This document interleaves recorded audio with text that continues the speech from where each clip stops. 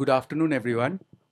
We all talk about cultural heritage, but there are people who do it on a systematic basis. There are people who had been on the mission and also the proper art and science of how we conserve heritage. And specifically today we are going to talk about cultural heritage of Bengal, Orissa, and the region. So I won't waste further time. Let me begin with my first question to Sri Anil Dhir ji. Uh, Anil Dhir ji, so you have donned many hats as an author, as an avid philatelist, a researcher, a staunch heritage conservationist, and an activist throughout your life. You have undertaken many offbeat projects. For example, like Shurjada was telling, the Jagannath Sadak Yatra, in which you traveled on a Bullock cart from Kolkata to Puri to retrace the old Jagannath Sadak. So my question to you, sir, is could you tell us about your vast experiences, the challenges that you have faced while you have worked for decades to conserve India's cultural heritage? We would really love to know about your journey, your struggles, while you opened our eyes to so many forgotten marvels of our country, especially Orissa. So, sir, if you can just. Thank you, Prasanji. No, it hasn't been a struggle, I wouldn't say. The last 40 years that I have been in this field, I would rather say it was a very enjoyable and very interesting thing because, that was my forte. I did my studies, I did my master's in English, I did it in history, then I did another subject. But then it's no use, after doing one. I even took up flying, I got my pilot's license. But then my heart was somewhere elsewhere. I worked in the corporate sector for years. So, about 10 years ago, yes, you spoke of my involvement in conservation, restoration. Basically, we are into activism, we are into awareness, we are into advocacy. I think those are the three prime things today for what do you call it, conserving or preserving the heritage of Bharat, specifically more so the heritage of Eastern India, more specifically for Orissa and Bengal. So, I can wax eloquent, I can tell a lot. I'll just start with the small statistics. Right? Uh, we have the ASI protected monuments in each state. So we have the state archaeology wing which protects it. For example, in Orissa, we have 78 monuments which are protected by the ASI. They come under the ASI schedule list. So basically, इनका रख रखाव, इनका संज्ञान ASI लेता. These are centrally managed. The funds are coming from the center. After this, each of our state has a state archaeology wing. Orissa also has one. We have around 218 monuments which come under the state list. For these, the state has to do all the work, conserving, preserving, guarding them, listing them. And we've got a World Heritage Site of Konark, which and that belongs to the world. It's the UNESCO site. The funding comes from UNESCO, but comes through the ASI. So in all, we have got 300 such monuments in Orissa, जिसका संज्ञान centre या state या UNESCO लेता है. 300, less than 300, one or two. Out of that list, 2 or 3 don't exist anymore, but they're still there in the list. So I'll just tell you, working for Intac and working before this also, and traveling a lot in Orissa, in the last 13 to 14 years, I have already documented 6,500 tangible heritage monuments. And this is only 19 districts. I have got 11 more districts to go. And I'll tell you, one of the benchmark for a heritage is 100 years. If it is more than 100 years old, it is heritage. The ASI and state archaeology will only touch it if it's 100 years or more. I didn't even take that benchmark. I took a self-made imposed benchmark of 200 years. अगर 200 साल से ज़्यादा पुराना होगा, I think it's a heritage. कि 100 वाले तो फिर छोड़ दो ना. So 6,500 unprotected monuments I have already documented. And if I complete those 11 more districts, in my estimation, it will be around 12,000. So 12,000 unprotected monuments, of which the government is only taking 300 into consideration. And that too, Puri, Konark, Lingaraj, उसी 3-4 में concentration है, like on a national level, Red Fort and Taj Mahal and all, So these unprotected monuments, what's happening? If you can start a blame game, we always do it, we can fight the government. But if I list 12,500 documents, monuments, and I expect that the government of Odisha, or for no matter any state government, will be spending budget and man force and everything to protect it, वो और कुछ काम ही नहीं करेगा. We have the problem of plenty. Odisha definitely has the problem of plenty, and I will also say, so is Bengal. Culturally rich, temple tradition, and once when we are talking of all this, we are talking only of tangible. Okay, when you talk of cultural heritage, something which we ignore is intangible. Tangible is something which you see it is going to disappear. Maybe you can make a replica, or maybe you can repair the remnants. What happens to the intangible heritage? It vanishes. Somebody was speaking about languages. If it comes down to less than 500 people are speaking, it is finished. So when we have to vis-a-vis, you have to do, we talk both. Yes, conservation we do a lot, and the problem which India has is even today, like it's a problem of plenty. We have so much, and so less agencies who work on it. Today, INTAC is a center of excellence. IHR is doing such a good work. After the ASI, if anybody is working, we are. The largest, we always say वो लूट के ले गए अंग्रेज, British museum के नीचे में हजारों पड़ी हैं, ठीक है, मूर्ति हैं, और all are good things. We have lost 10 times more heritage assets post independence, mind you. वो जितना लूट के लेके गए थे, multiplied by 10. Every single day, if you open a newspaper in Orissa, you will hear of temple thefts. Images are stolen. वो जो अष्टधातु मूर्ति, 90% of the अष्टधातु मूर्तिज of the state have been pilfered. The black, chloride stone, Kala Muguni Pathara, the sandstone images, the Jaina images, and it's continuing every day. Besides the thefts, vandalism, we've seen a lot of climate change in the last 40-50 years. The deterioration which didn't happen in 600 or 700 years has happened in the last 50 years. We don't blame anybody, that's nature. And it's happening, nobody's giving respect to climate change. We shout so much. You know what climate change is doing to our, this thing. So, like I said, all things we are losing. We don't have a database of our assets. I was so surprised that, when so many are getting stolen, kuch recovery bhi hota hoga. So we did a series of RTIs. We found that 1100 of such images have been recovered, and they are lying in either the court property room or the police malkhanas. Some of them are lying in the collectorates. Some of them are lying in the collector residences.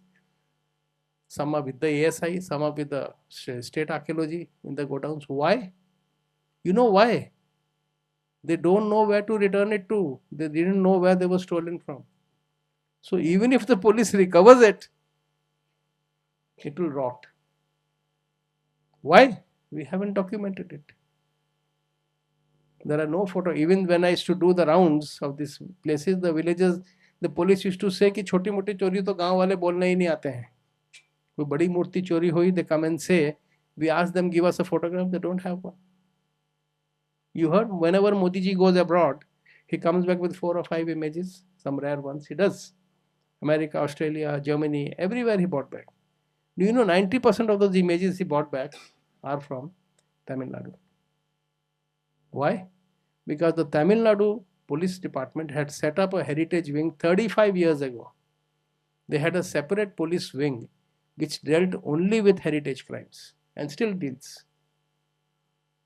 Now in Orissa, agar ek murti chori ho gayi, and the policeman they'll go to the police station, he will record it, जैसे एक cycle चोरी हुई है, cell phone चोरी हुआ है या motorcycle चोरी हुई है.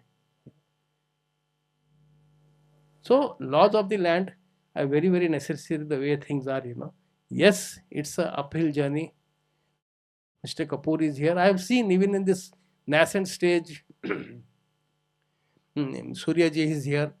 First of all, what we need is, I'm so happy when you get children here, until we instill a sense of pride, a sense of belongingness, pride of place of our things. Until we instill it, what happens? We as the present day citizens are mainly custodians. Our grandfather didn't build the Konark temple.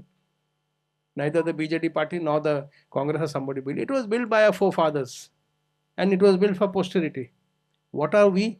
We are just custodians, temporary custodians, who have the responsibility to that we have inherited it. We will pass it on to our future generation in the condition we inherited it in, or improve it, properly conserve, so that this future generation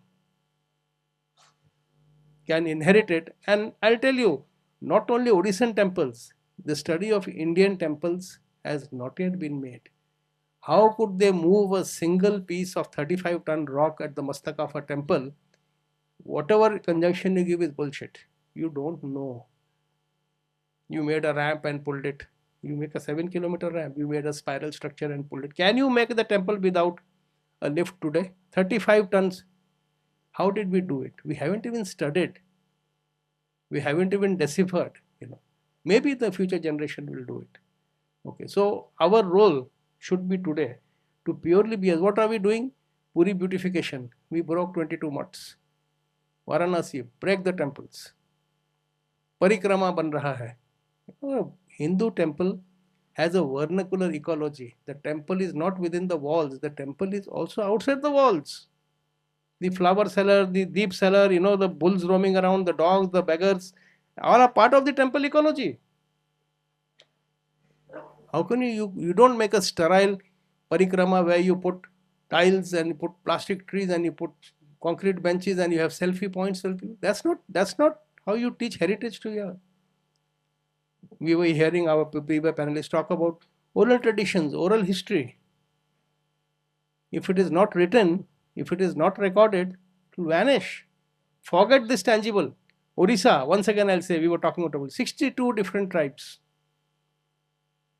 35 are PGVTs, primitive group of vulnerable tribes. 62 different tribes with distinct identities, distinct language, distinct food habits, distinct clothes, distinct, rituals, marriage rituals, puberty rituals, death rituals, birth rituals. 62 different. Only one of them has a script, the Santanis. They were given an old Chiki script. 30 years flourishing. There are newspapers, there are films, there are poets. All the rest 61 don't have scripts. Their history is purely oral, passed on from father to son, from mother to daughter. Not only the history, the knowledge from one priest to the other. And mind you, having worked in the Adivasi area, the sheer knowledge which they have, we haven't even tapped 10% of it. And we are losing it. Why? The government schemes of development boards, you bring the children, put them in factory schools, all the different tribal children are put in one school. In Bhubaneswar, we have a school where 30,000 tribal students study. All together. Deculturation, if they don't go back to the village, the tradition of mother to son and, mother to daughter, that knowledge will not be passed on. The knowledge of the sacred groves for a tribal sustainability, ecosystem, living with nature, we have to learn. For a tribal, every tree, its leaves, its bark, its roots, its fruit, its wood has a value, medicinal, food or whatsoever. And that is nothing which is written down, it is past. What are we doing now? So, in this modern age when we have AI, we say give all the rest 61 also a script. It is not very difficult. I think anybody can do it. If you could give the Santalis a script 30 years ago, give every of the tribal a script. Make the tribal schools in the tribal areas where you give them modern education, but also have tribal teachers who will teach them about their culture. 5,000-year-old culture, 2,000-year-old culture, I'm telling you. There is no lifestyle disease. A tribal doesn't suffer from cancer, neither from heart disease, now but diabetes, nor blood pressure. Sickle cell anemia, they have some, because they do inbreeding, they get some diseases. What is happening now? How the government schemes, are culturally harming. Now we have that millet mission, millet was a big thing. The tribals grew the millet, they ate the millet, they brewed the millet, they did whatever they did. They were very happy. Millet farming is a difficult farming. Now the government comes up with a millet mission where millet becomes very popular. It becomes a health food. Everybody wants to eat it. The millet which was being sold for 2 or 5 rupees in the heart now sells for 25 rupees. So the tribal sells his millet. And he gets government rice at 2 rupees a kg. You never found an obese tribal. Never. Obesity was something which was non-existent in Adivasi. Even if you search. Today, in the 10 years, when they stopped eating millets and started eating polished rice, you have got all the lifestyle diseases. They suffer from diabetes, they suffer from hypertension, they are obese, okay? They have all the lifestyle diseases. So aren't we playing with them? Is this the way we modernize it?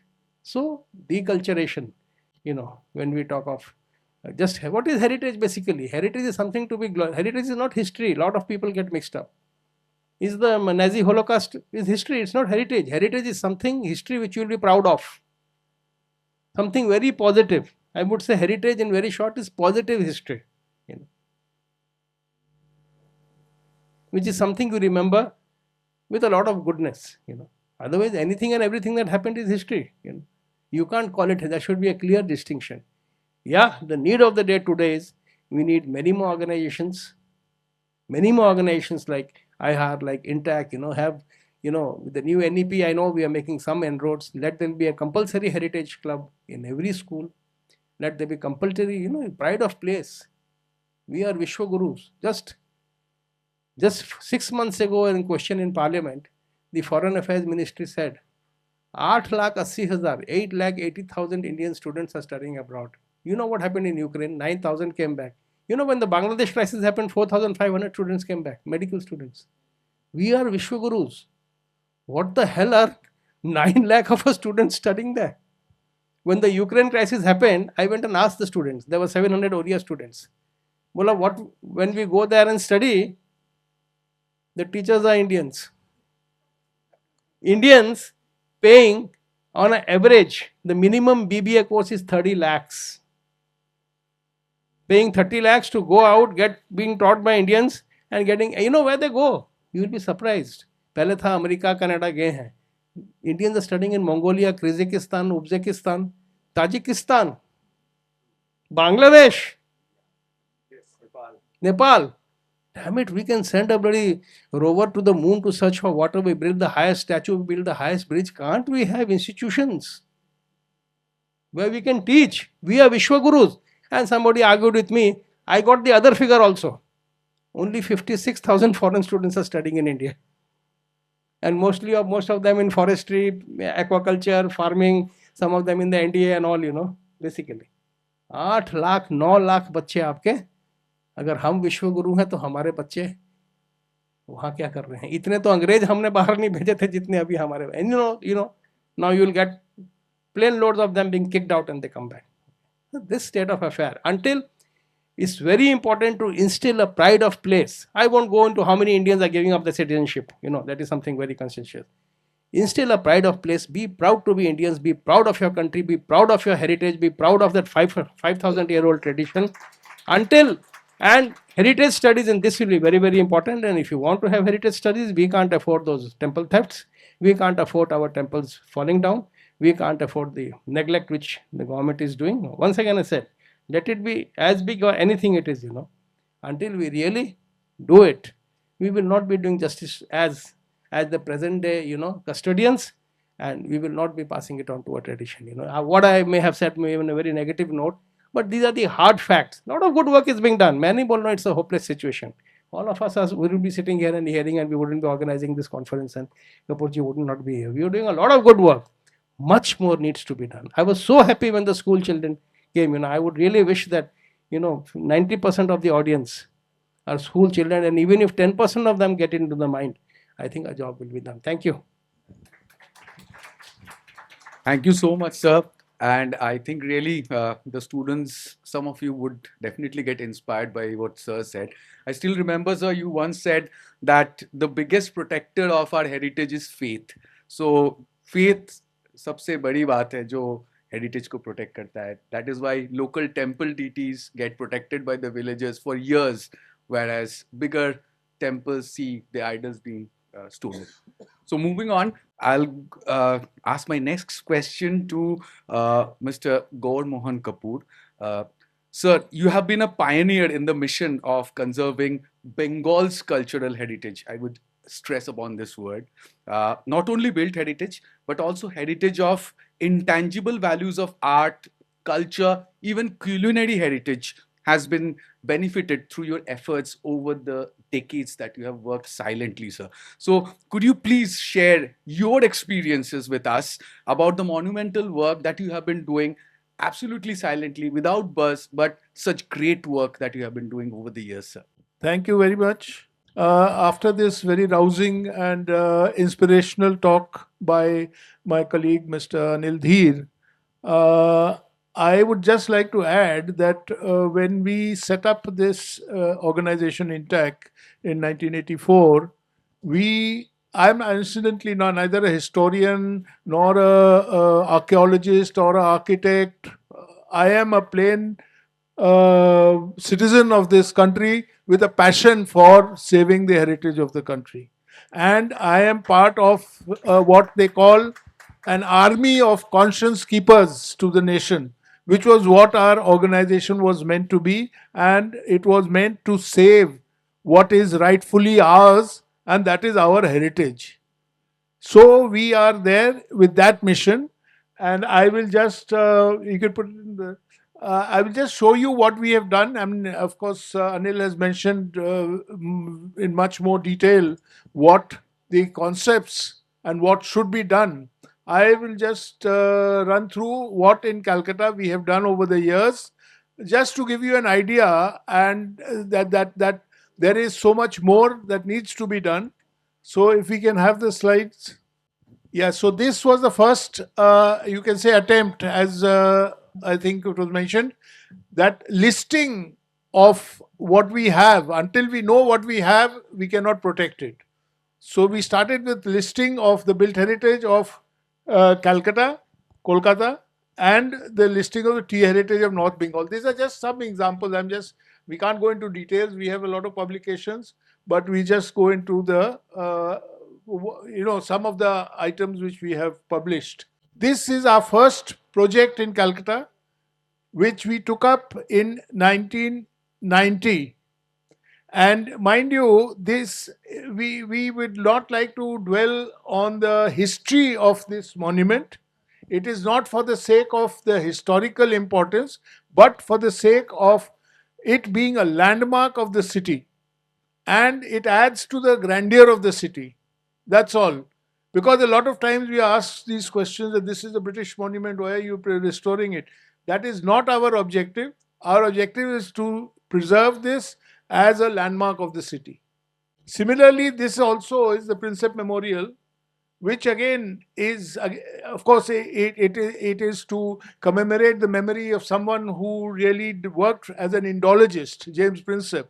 But again, it is a landmark which adds beauty to the city. That is our reason for restoring it. It was in shambles, but was restored by us in 1993. This is again a documentation which we have done of Bishnupur. I think you were mentioning that this was meant to again provide one of the publications for Bishnupur heritage documentation.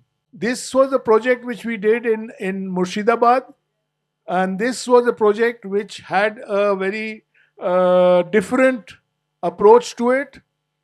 This Lalgola Palace is part of the open air correctional home under the ministry in the Department of Prisons in Calcutta. We used, in fact, the services of many of the inmates of that correctional home who, because Murshidabad has a sizable number of Masons who happen to be in the prison, we used those people to help and gave them training in conservation work. So that had a social angle to the project. These are some bronze statues of the British era which are in Barakpur. So we were involved in cleaning up these.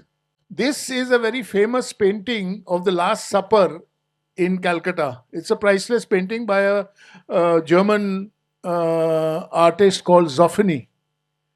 And This is a huge painting. The size is 300 by 240 centimeters.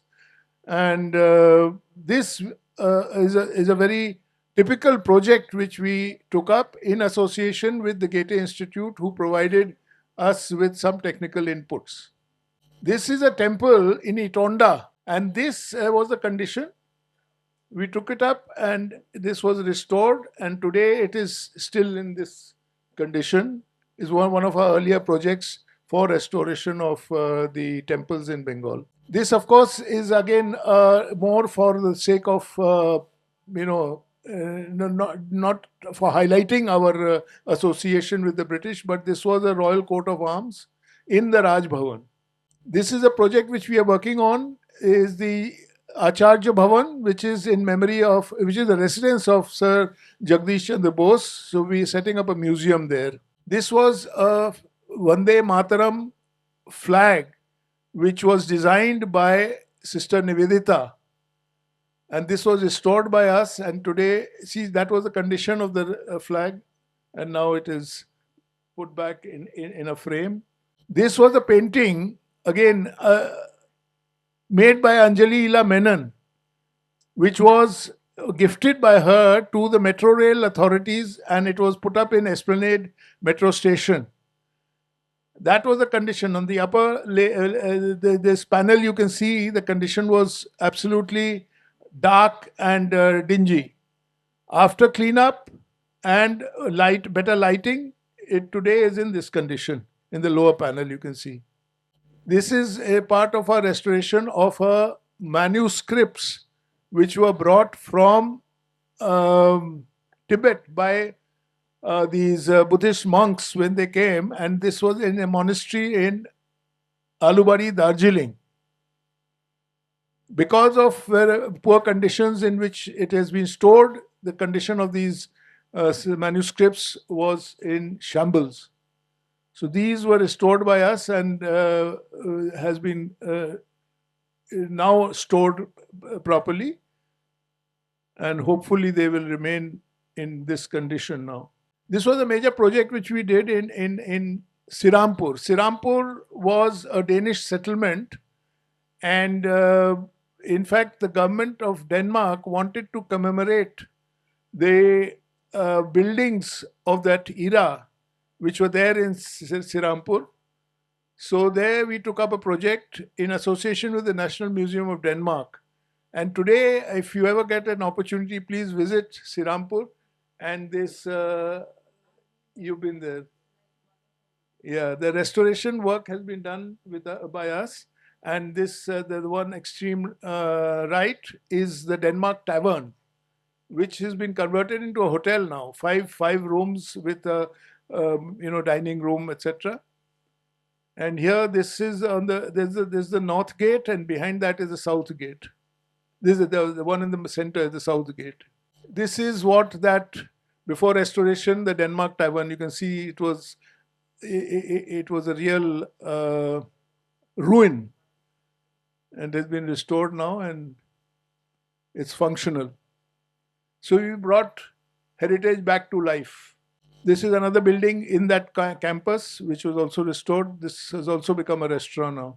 See, this is some work we did for the Eastern Command. In the command library, they have quite a collection of rare books, which, because of lack of care, they had been they deteriorated, which we have restored. And this is, of course, vintage timetables of the Eastern Railway, going, say, 1869, when almost the beginning of the railway service. So these timetables have been restored, and they are available to be seen at the Eastern Railway headquarters. This was a very typical project which Intact. This is just actually highlighting the skills which Intact has, actually, in a large way, just showing what all we can do, what can be done if there are other such elements. So this was a weathercock on top of a church. During the Amphan, it was blown off and it fell and it was destroyed. We collected the pieces, and after reassembling them, we put them back, and it is today a functional weathercock at the top of the church now. Again, this is a restoration. This is a conservation of the footprint of Sharda Ma. This is in Bagh Bazar. So this was restored by us. This is an old map, again, very pretty long old map from 1871, which is part of the collection of the Kolkata, Shyam Prasad Mukherjee Port, Calcutta, Kolkata. This was our restoration project also. These are old paintings which we have restored. You can see the level of difficulty with which, say, the last panel, you can see it was totally black. Then after half restoration and after full restoration, how it has been cleaned up. Again, old oil painting was restored. Again, these are part of our restoration activity in our Art Conservation Center. This is again the skill of our restorers. This terracotta piece was in pieces, which was put together, and it is now again intact. This is a project, again, this part of the Jagdish Chandra Bose Museum project. This was a cane craft item from Tripura. It was made out of bamboo and gifted by the Maharaja of Tripura to Acharya Jagdish Chandra Bose. This was restored by us. This was a newspaper. It came in that condition, and that has been now put back. This was another kantha which was restored. This was a poster which was restored by us. Thank you. To highlight the range of skills which our conservation activities can perform. And of course, other than this, as was mentioned, that we have worked in the area of intangible cultural heritage as well as culinary heritage also. But anyway, I don't think I'll take more time. It's already. Both of you, sir, are pioneers of intact, and I've been to sir's house. His house itself has so many things to see that it can take a whole day to look at them. Thank you so much. My next question to you, Mr. Bikramjit Chakraborty. First, let me thank you a lot because Mr. Chakraborty has come down to Kolkata from Bangalore, especially to be a part of this annual conference of IHAR. So thank you so much for that.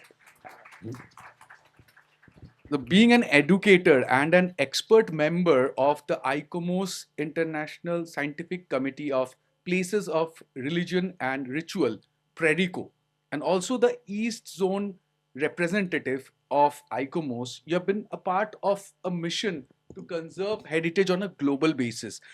Could you please shed some light upon your works, especially enlightening us about how the work done by ICOMOS is exclusive or rather different from the great work done by other bodies? Yeah, good afternoon, everybody. I think my predecessor, very senior people in this field, in this domain, whom I referred their work at the time when I worked for my master's program from SPA Delhi. By the way, I'm alumni of Jadavpur University in 2004 batch, architecture, and in various capacity, part of Ramakrishna Mission background school, fully connected with Calcutta.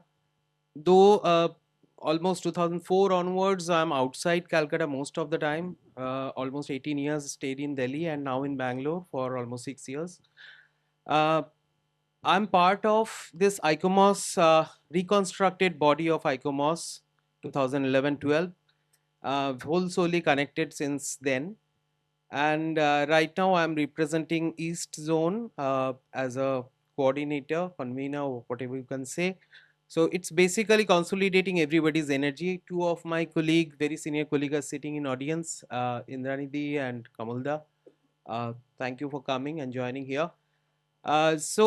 This is how I just want to start my presentation. I would like to begin with the presentation with the operational guideline document of UNESCO, because we probably, an organization international level, very few people have heard about this organization, and this is basically the core of all World Heritage nomination process.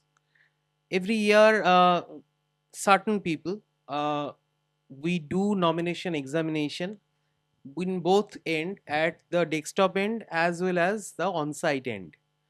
I also am part of that committee, and past 5 cycles I'm doing that. Very interesting question comes, and very interesting documents we received across different country they submit, and then that document comes to us with a very confidential mail, and we read it. We get almost 1.5 months time to read the document word by word and give specific feedback based on the document submitted, not that site which we are sort of connected with. Or even if we have visited that site, we just take out our biases of our personal biases and read this document and feedback we write. So first and foremost thing, ICOMOS is a body which is actually the technical aspect looking body. So I understand that on ground conservation, being a conservation architect, there are a lot of activists and activism associated with this particular field. Especially when I was associated with the first time the management plan exercise which is being commissioned in this country, that is Red Fort Management Plan. I was part of this plan, and almost 1.5 year, the whole management plan was being exercised, and I was part of the core team along with ASI. Followed by work with World Heritage Site, Humayun's Tomb, almost 3.5 years, and very interesting technology we have commissioned. And all these things ICOMOS talks about. So if you look at by definition, it is basically talks about dissemination. It is talks about primarily the research aspect, and that's it. Dissemination, advocacy, research, that is what its job. And that's why you probably never see us under that umbrella. We are going and restoring it by our own. By ICOMOS doing restoration, we never do. Even we cannot do a nomination dossier to submit it to the state party, but we can encourage, we can connect people, we can connect those forces, understand those forces. So that's why our job is very difficult, very silent, and we are always remain behind the scene. We never come in front. We are not supposed to come in front. That is what is our ethical guideline says. And when I do the examination, I'm supposed to send a signature, signed letter that said that I'm not, never ever in my life will say that which sites I have examined in my life. So these are the sort of pressure which I or the evaluators or the ICOMOS groups actually come across. But at the same time, we have our own capacity. We are constantly connecting. So that is another role we play at the national level. And so at the national level, of course, I worked as when I was very young as a conservation architect. I worked a lot of listing projects under headquarter chapter of Intact in Delhi. Uh, we work as a 6 zone, broadly divided by 6 zone, and soul of ICOMOS is this national scientific committees. So it has international scientific committees, which is 32 international scientific committees who are constantly working on different research process. They publish Scopus Index journals. So it is purely an academia driven domain. Whereas at national level, all scientific committees are actually headed by a national scientific counselor. Our previous counselor was IIT Madras professor, and right now the person who was ex-museum director, Indian Museum Director, Dr. Venugopal.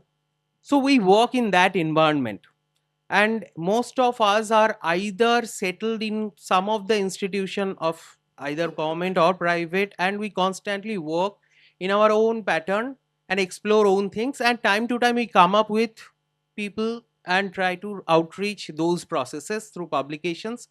Very few times in this kind of platform, and that's why I took this opportunity to come and speak in front of you. So we are the people at this particular moment. These people are running this executive committee, president, vice president, followed by secretary, followed by treasurer. This is the board member, and then 6 zonal member, and then one institutional representative member. We have 5 institutional member right now at this point in time. Mostly they are architectural organization. One is from Moziri's Heritage from Kerala. Yeah. So what we do? Yes, our advocacy programs are like previous year we have done a round table in association with outside of our member organizations. Calcutta based university.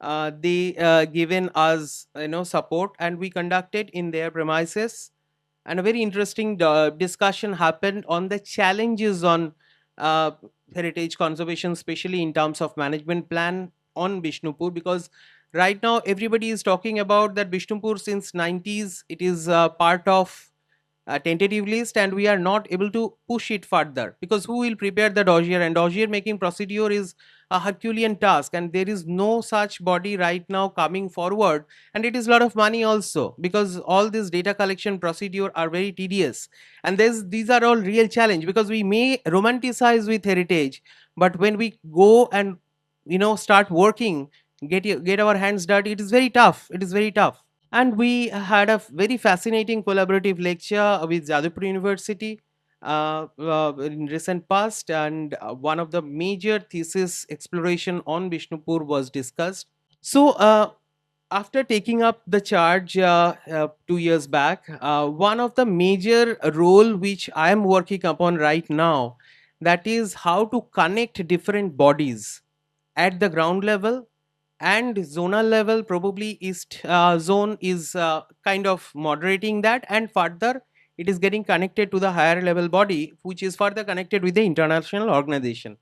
So based on that, we have institutional member, we have zonal members, and individually everybody is working upon. So I'm now going to show a couple of works of institutions, how institutions are helping us.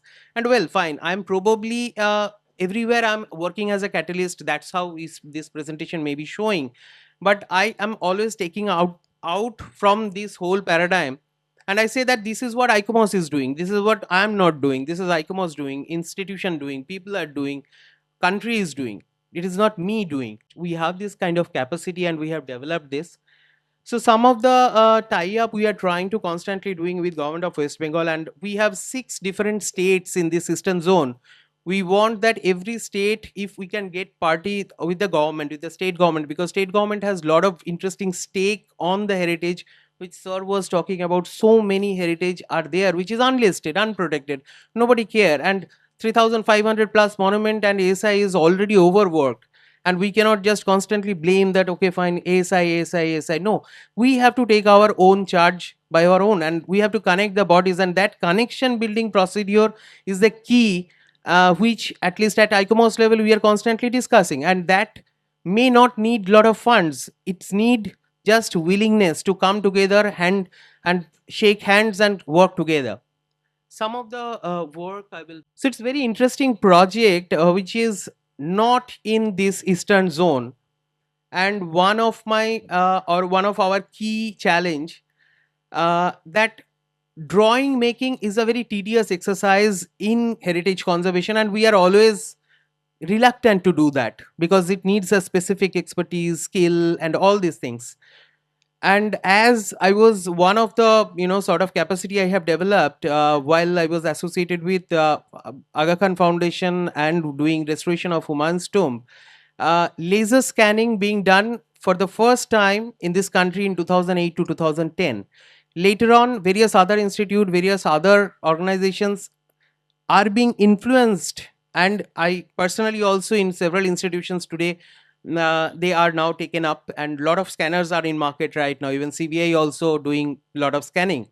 But the thing is that scanning has to be done in a particular way, and if you can do it, you actually don't need to create any drawings. So this is a site which is ASI site next to Belur Halevidu temple, and one of the small pavilion ASI wanted to do that. They approached to us, and we given that service. We have just scanned and generated sections from that scan without drawing anything on top of scan. We have done the grid line just to give them a basic reference. That's it. So that kind of work, which is parallel to international level of state of art technology, that is what we are doing. The point is that are we using such knowledge systems in the ground level, or we are talking about that, okay, fine, we have to do a lot of things, this is a drone survey. We all know that these days drone is very popular technology. This is a drone survey of our Kolkata, Bagbajar Ghat, Mayer Ghat to Shobha Bajar Ghat. And because of this is basically has a capacity to create digital elevation model. So you can create point cloud data, you can create sections, you can documentation is done just cakewalk.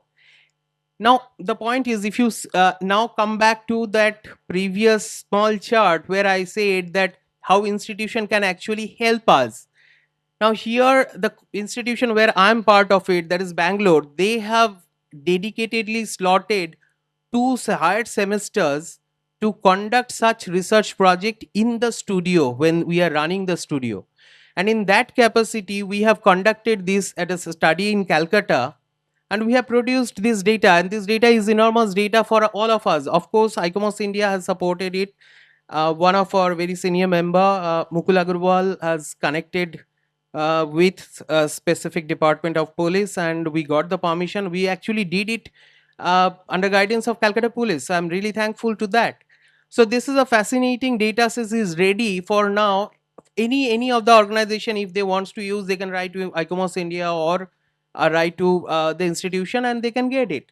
So this is how we should, we should just venture more and more and often join hands together. And furthermore, the data can be used. This drawing is not actually hand drawn. It is basically a computer generated based on the DEM information done. So there are software, specific software. That software is actually being used in our lab, and we have the capacity.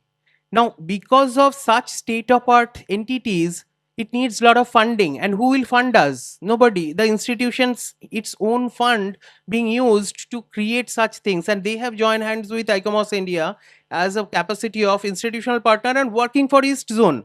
Very interesting. So sitting in Bangalore, I'm doing work for my Calcutta, my base, and connecting with the center which is in Delhi. So this is how we are working. And we are this way we can connect with several other bodies, and at the same time at the local level, at the ground level, we need to connect further bodies. There are small bodies are working constantly. We need to know them. This is one of the ghat in Kumartuli area. It's scanned and sections is being done. So this is the sort of, and on top you can see the drone section of entire Shobha Bajar Bagbajar area. So these are fascinating data you can actually process and actually become very curious for the young generation, because tomorrow's entire world will go in the digital way, and we cannot get away with that technology. We said they will not know this. We have to know it better and then start controlling the technology better. That's what our aim is. So yeah, this is a video, so it cannot be played right now. It is PDF. So it's basically the whole zone, how point cloud data is being created for the Shobha Bajar Bagbajar zone. So that way our country is fully, networked with several other, spots across country. And UNESCO says that outstanding universal value. And at the ground level, those values are lying but unrecognized. And we have to recognize those values. But how? And these are the sets of values. If we start looking at each word, which Sir was saying in his speech, and constantly we are actually culminating these words, go with every words like a strand, and if you just test it, you will see that there are values embedded. And if we can pick it up and just study further and connect all these institutions, we can do wonderful work. We may have right now 43 heritage world heritage site. We have 4,300 heritage site in another 10 years maybe. That's what our potential is all about. And that's why we need different disciplines. Sir was saying that I'm not architect, I'm saying that you are the heritage enthusiast. That's what is your biggest qualification in this field, and that's why you have contributed so many decades now in this field. And thank you so much. And this is how things has to move. that we have to join hands. It's not about that one discipline will not talk to other discipline, or one discipline will create boundary with other discipline. No, it is not about that. We have to all work together, and that's why uh, we actually, the challenge is restoration of human mind. Otherwise, we all end up with this. This is a picture in Bikaner. It is not in East, of course. Every world city is now and then facing this kind of challenges. The heritage is getting ruined. So we have to work towards restoring the human mind. That's how I'm ending. Thank you so much, Mr. Yeah. Bikramjit. And yes, today we have three veterans of the mission of conserving heritage, and I think we all have learned so much today. Well, I don't have a question. This is just simply mind blowing to hear the veterans over here. And I think it serves best for the society. So, if you agree, that we move from multidisciplinary to interdisciplinary. Okay, that's the time. We move from towards integration of disciplines, and that I think is the biggest challenge that is facing us and facing our younger generation. Being an educator, I find they are all living in cocoons. We have to bring them out and put them into the interdisciplinary mode, and that will be the success of our young people. If we can motivate a handful, we will have the list going up. And I would personally like to congratulate Mr. G.M. Kapoor for the wonderful work he's doing here in Kolkata. Meeting you after 20 years, sir. Thank you so much for this enlightening talk that all of you gave us. I would like to specially thank Mr. G.M. Kapoor for doing something great. My whole school is here today. Many girls from my school are here today. INTAC has involved school children in their program. Heritage is happening in our schools now. We have a program. I'm the headmistress of Odisha Jonokollan Vidyapit for Girls, and I have been involved with the INTAC Film It program for the past 8 years. And my children have won awards every year. There's a program of INTAC which allows children to make films, 2-minute films on heritage. And this is an all India program. Kolkata is already working on it for a long time. I have worked in 2 schools where this program is already working well. And I'm proud to say many of my girls who have got prizes this year are here now in the audience. So thank you, INTAC. Thank you, Kapoor sir. This has been a brilliant project for the girls, for the students. Thank you very much for giving us this wonderful opportunity. First of all, I'm really thankful to the dignitaries who have taken these initiatives, and really, it's commendable. And we are so grateful that I'm from Urban Sketchers, Kolkata. Generally, it's an art and sketching community worldwide. If you Google, you will get to know Urban Sketchers is the only community who are doing it free of cost without any charges, and we just try to keep and save the heritage. In Kolkata, we face lots of problems even to get into there, to save the heritages, to do the sketches, and in a different way we represent those places so that if the things and the properties been lost, we can make it as a storyteller and we can save it. Rather, we have in Times of India and other news channels also that followed us to keep this history. And we are really grateful that Kolkata also helping us,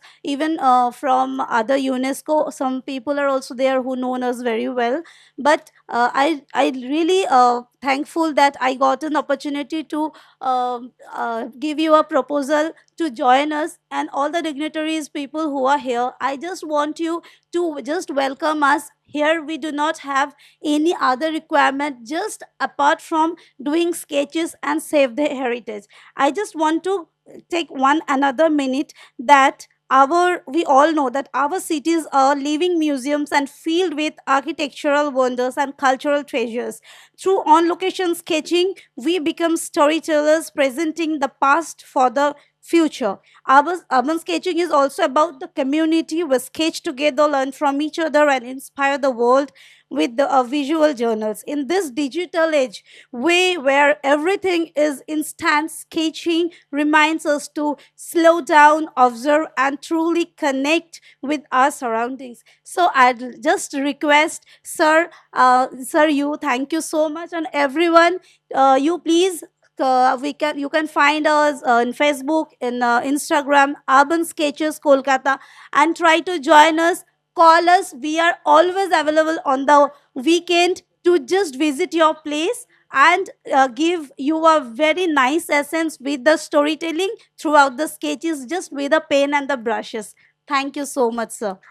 I really don't have a question, but rather I would like you to know two things. That there is a gentleman, somebody may you have know him, called Professor Srikanto Roy Choudhury in Darjeeling, Southfield College. He is teaching history.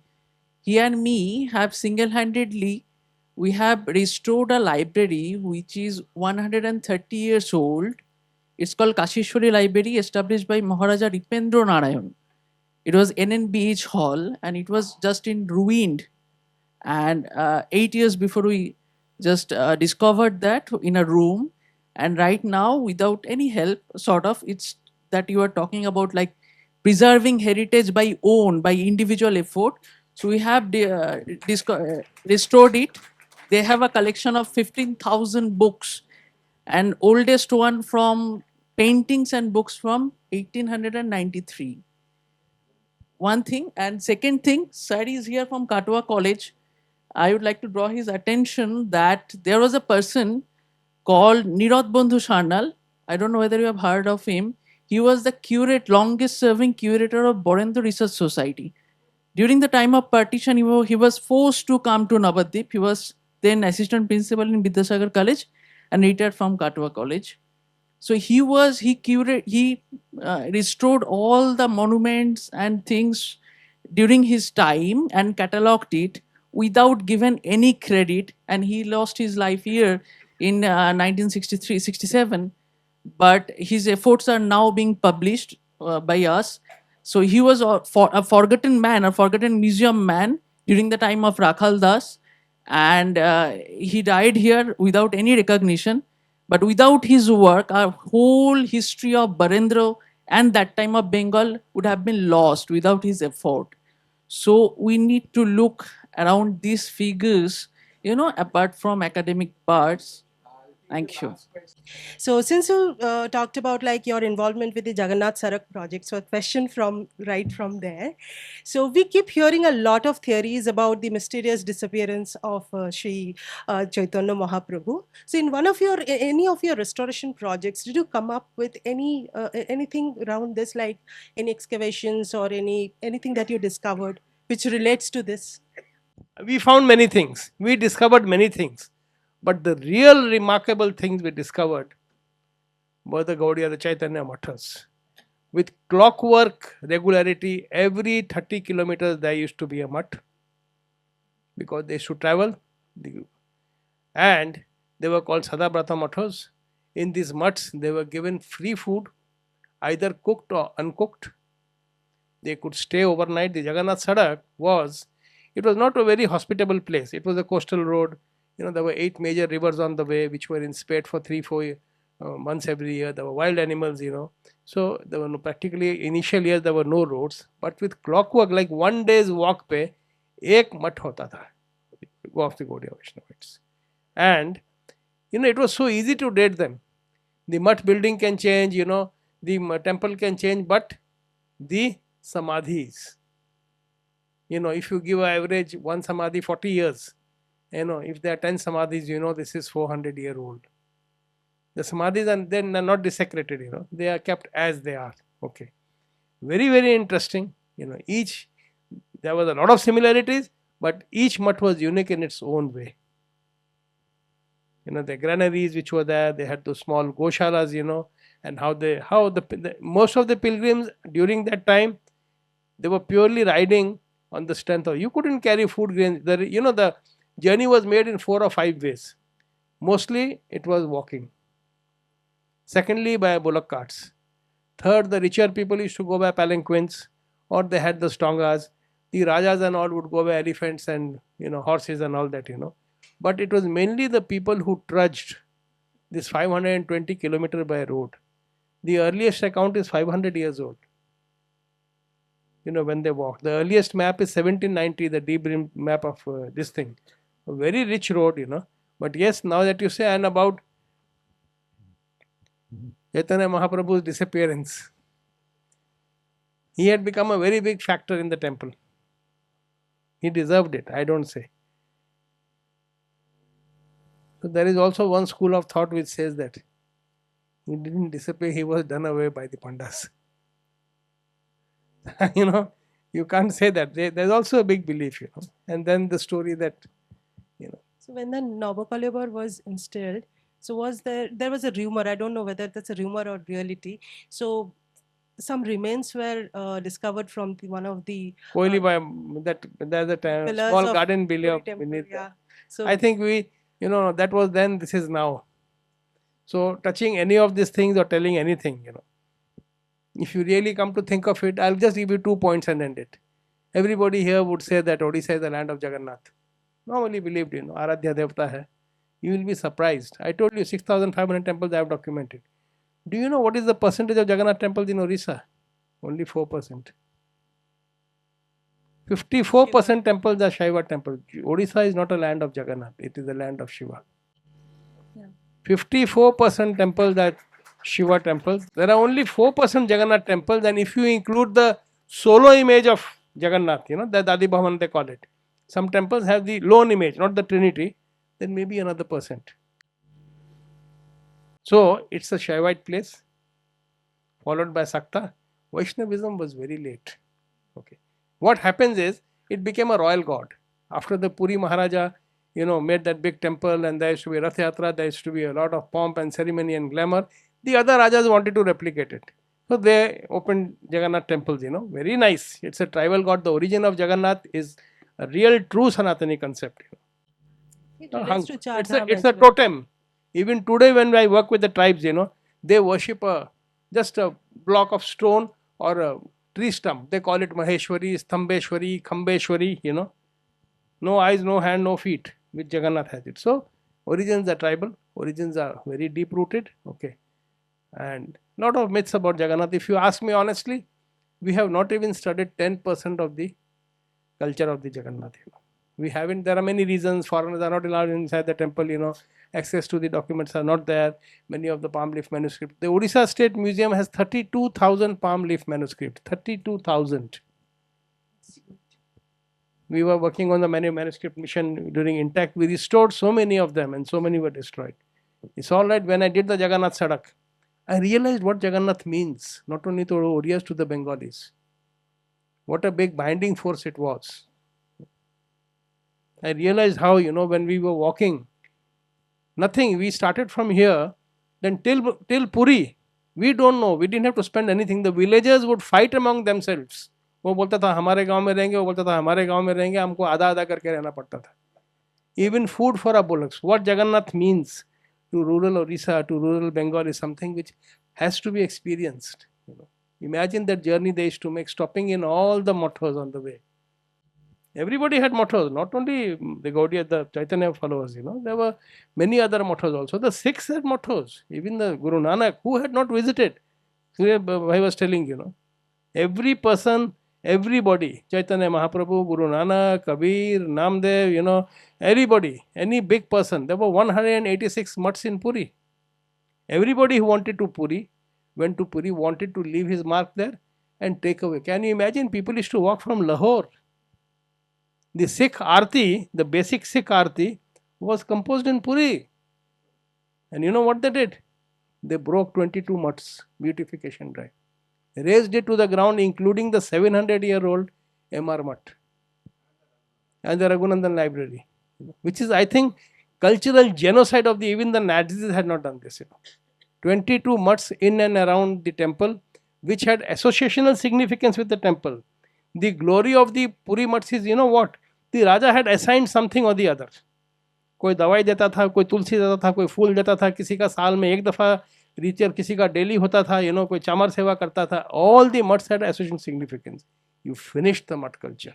They said we will replace all the 22 mutts. Not one single mutt has been. We wiped off history. The Raghunandan library was a library where scholars from Banaras, it's a library of 6 languages. There was Telugu, there was Tamil, there was Assamia, there was Bengali and Sanskrit. They used to come to Puri, stay for 6 months only to refer to the library. And when we went and saw it, 66,000 books, 8,000 manuscripts. When we went to saw what were 5,000 books, 200 to 2,000 books were the Russian books, which used to come earlier. Those ones, not a single map, 180 manuscripts. Where did everything go? This sort of cultural, this thing, where we came from Chaitanya, we went off. So, I can tell you after the meeting, what happened to Sure, Chaitanya. I'd love to connect with you.